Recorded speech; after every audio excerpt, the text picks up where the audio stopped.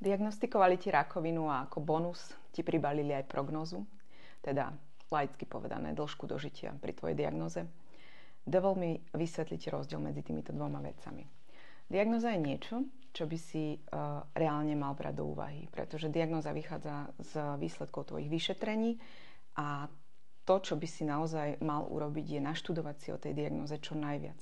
Chápem, že nemusíš mať na to ani žalúdok, ani nervy ty. Možno by bolo fajn, keby to urobil za teba niekto z tvojich blízkych.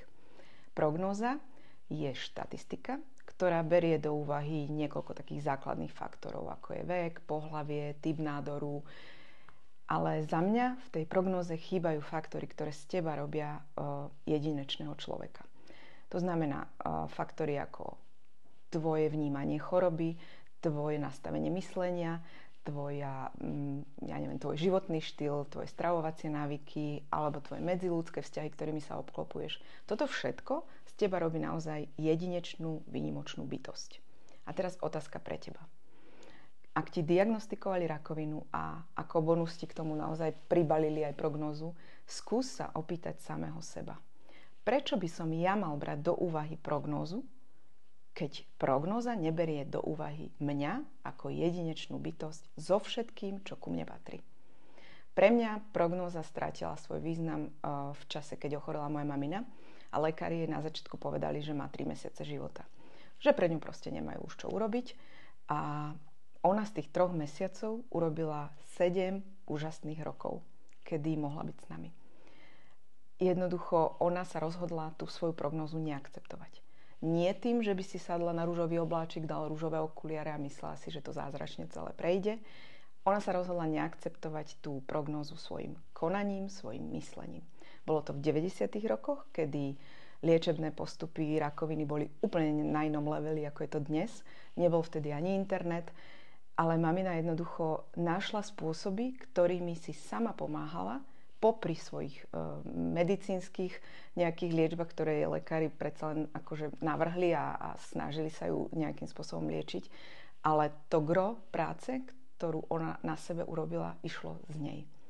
Viac o tom, čo všetko mamina robila, ako si pomáhala, nájdeš v mojej knihe pod názvom Kým dýcham, žijem. To, čo ti chcem povedať je, áno, stane sa, že tá blbá prognóza niekedy naozaj vyjde a vyplní sa do bodky. Ale dejú sa aj veci, ktoré tú prognózu poprú. Proste sú prípady, kedy naozaj sa to ľuďom podarí prekonať, ďaleko prekonať a takých prípadov je strašne veľa. A teraz naozaj tebe dávam toto video na zamyslenie. Ak si v tej situácii, naozaj to nechceš aspoň skúsiť? Prešvihnúť tú prognózu a nelimitovať sa, že nakoľko ju ideš prešvihnúť, to nerieš, to uvidíš.